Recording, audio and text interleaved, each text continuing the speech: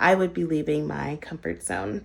And that to me turned out to be the reason why I decided not to go forth with travel nursing.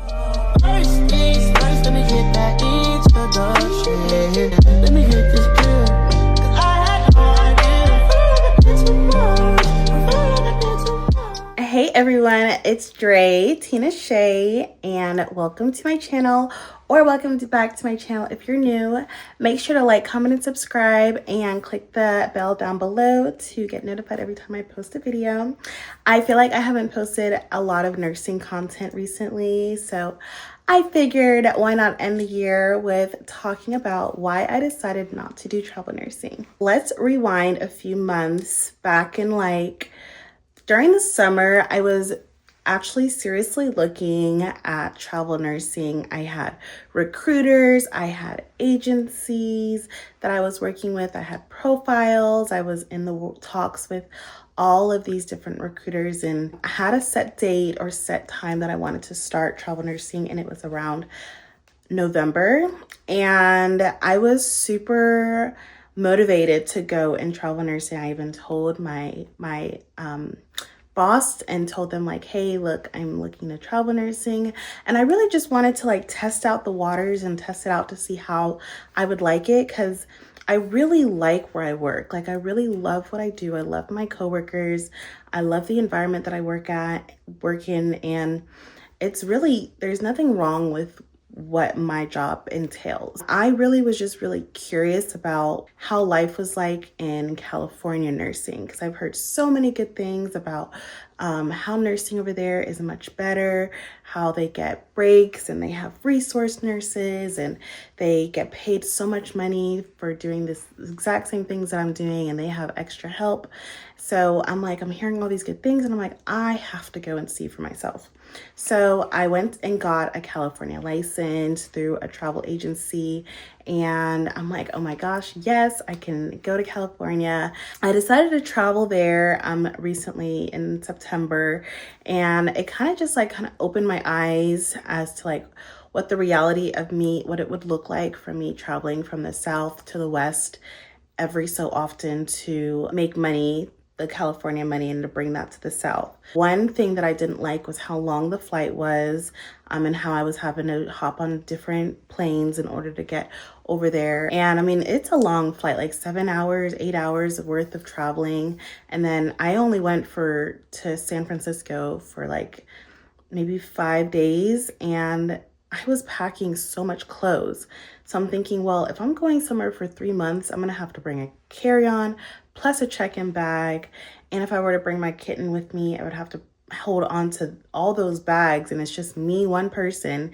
And I'm there's just too much logistically for me to travel from here to California, which was one of the things that I didn't like. And I was just thinking realistically, 3 months is a really long time. 3 months without all my things that I'm a little high maintenance. I have a lot of things that I would need to bring with me to sustain. And then 3 months without my bed, 3 months without all the things that I need, 3 months without being surrounded by people in my community. So I'm well, maybe instead, I was talking to my recruiters, maybe instead I can start small, start locally, and go from there. And so I was looking to stay somewhere nearby that's an hour away, and they pay pretty good for the South. Okay, well, I can go and stay in this side of the country instead for the first go round. I would still have to, in order to get the stipend, which is what one of my recruiters let me know, tax wise, you still have to live in that side of wherever you're working. You have to have a place that you're paying monthly or paying weekly or whatnot.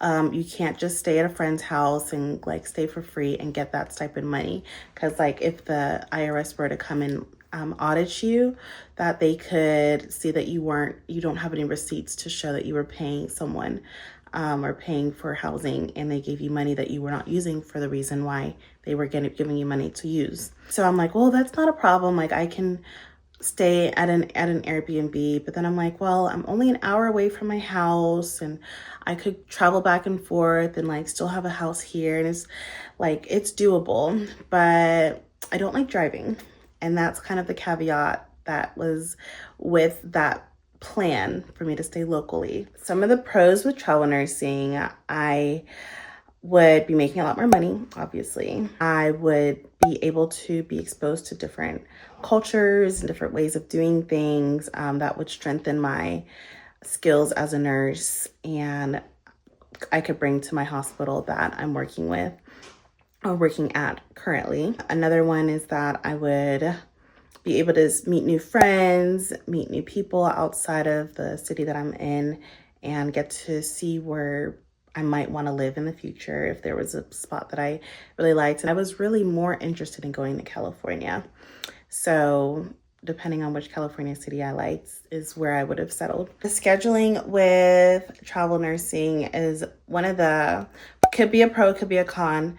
The typical reason for why they hire travel nurses are to fill in a need, a gap. So you could be working one day, off one day, on one day, and then it's like you're working nights. And so like most of you're switching back and forth your sleep schedule.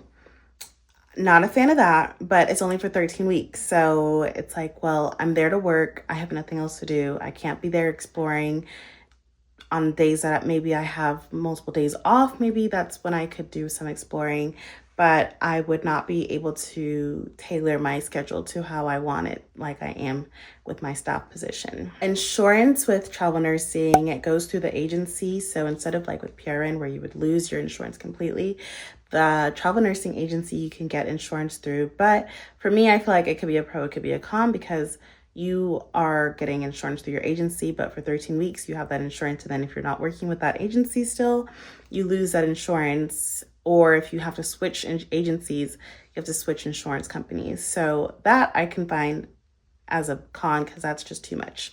Some girls that I know that are travel nurses, they use like the marketplace. They use insurance to the government. One, not that great of insurance. And then two, you're having to pay for it out of pocket. So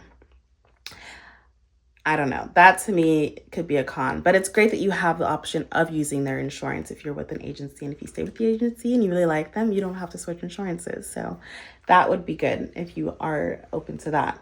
One of the biggest cons that I found with travel nursing for me personally is that I would be leaving my comfort zone. And that to me turned out to be the reason why I decided not to go forth with travel nursing. Me leaving my comfort zone of me like going and packing a bag to leave for months and come back and leave again for months. Like, I don't want to travel for a living. Like around October, because my set date was in November for me to start travel nursing. And October is when, after I came back from my Spain trip, and I'm like, I really don't know about me starting in November, because if I were to do it in November, I would lose out on my holiday schedule that I already had established here in my staff job.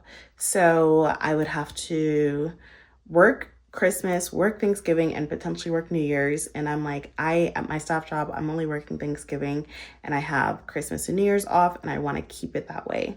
Like, I don't want to lose my holiday schedule, because I want to be able to do what I want to do during those holiday seasons. So my recruiters were saying, yeah, most likely you would not be able to ask off, because they're not going to want to take your contract if you're asking off for those days, because those are the days that they need nurses, most likely. So I'm like, okay, well, let me push it back to like January. And they're like, okay, well, you can push it back then, but just so you know that if you do it in January, that most likely you'll have a harder time finding a position. And I'm like, well, that's not going to work. Like, I'm not going to worry about that. Whatever opportunity is meant for me will not miss me. Like, any job that God destines me to have, like, I'm not going to worry about like the competition or whatnot. So I decided to move it to January. But then I was like, wow, January, February, March is a really long time. And I don't know if I want to be away from home that long. And this is me going to starting. So I was looking to start small at first. So I was just looking to see if I wanted to start like in the city nearby me, or like somewhere near Charlotte or Atlanta. So I was looking at those jobs, but the pricing and the rates were just not rating as much as I thought they would. So I calculated, did the math and everything, and it was determined that I needed about $2,400 a week to be able to double my expenses and live comfortably. Most of the things that I was seeing were in like, especially Atlanta, like 1600s, 1300s. Charlotte was around that same. The only city that I saw that was like relatively decent for the South was Augusta, which was paying like 23,000. So I would have had to go there and not like one of the bigger cities. And I think just travel nursing in the South has kind of slowed down from, obviously since COVID, but I think people are more likely to be in staff positions now. And the only times that the rates are higher for those cities that no one wants to go to. So I'm like, well, why would I want to go to the cities that no one wants to go to when I'm here in a city that I really like, and I can just go and I want to visit these like fancy cities, but they're not paying these fancy prices. So what's the point? I decided that I really like the term a nurse that travels instead of a travel nurse, because of not only the rates, but like being away from home is too much for me.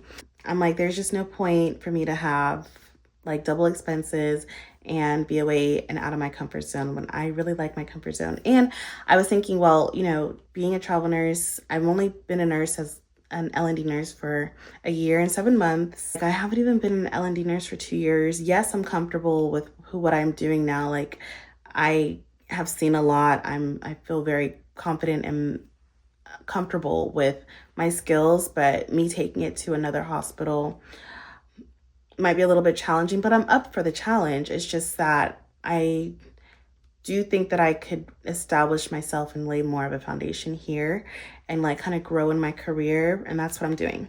So I decided to stay. After like, I think November, I called my recruiters up and I'm like, so I'm looking to put a pause on my accounts, put a pause on my profiles, put a pause on the travel nursing, because I am really just not ready, and I'm not looking to do travel nursing at this time.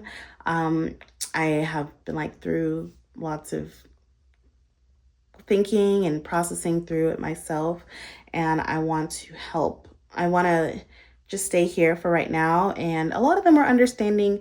One recruiter was like, well, don't you think that travel nursing will help you grow? Because isn't that what you said that you wanted to do? And I'm like, yeah, I feel like that's a little personal, but yes, I think that travel nursing could help me grow. But there are other things in my personal life that I feel like I could also establish growth in and grow within my workplace and my life here.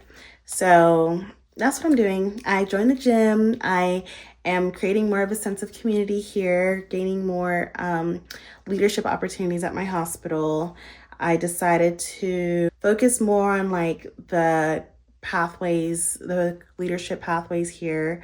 And I really like my job. So it's like, well, why do I want to leave? Like, why am I looking to leave when I still have things that I could do here, and when I still have growth that I need to do here and things that I haven't seen.